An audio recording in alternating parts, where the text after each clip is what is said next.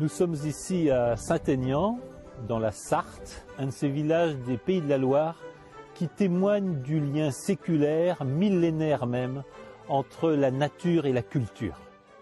J'évoque ceci devant une maison, elle est construite avec du bois venant des arbres de la région, elle est construite avec des pierres venant du sol de la région. C'est le localisme en acte, c'est le localisme dans la pierre et dans les murs. Ce que nous enseigne cette région, c'est qu'il est impossible en France de dissocier la nature et la culture.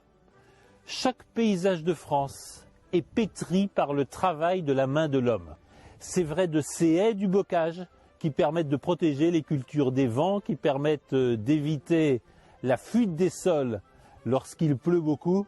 La nature a été forgée, façonnée par la main de l'homme et cela donne ces admirables paysages des Pays de la Loire, de la Brière, aux pays de terre et d'eau du sud de la Vendée, à la campagne de la Sarthe dans laquelle nous sommes, sculptés par les haies, par les forêts et par le travail de l'homme. La nature et la culture ne sont pas dissociables.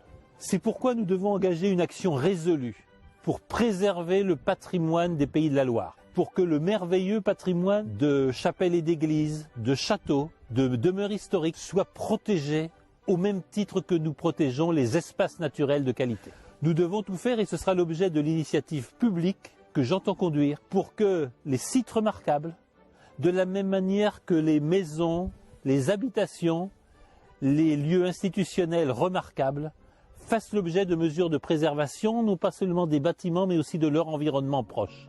Ce sera l'un des éléments essentiels de mon combat pour le patrimoine des Pays de la Loire, notre longue mémoire, nos traditions, notre capacité à transmettre à nos enfants et nos petits-enfants ce merveilleux cadre dans lequel nous vivons. Nous devons le battre pour qu'il soit respecté, pour qu'il soit promu et pour qu'il trouve tous les moyens de se conserver dans le temps.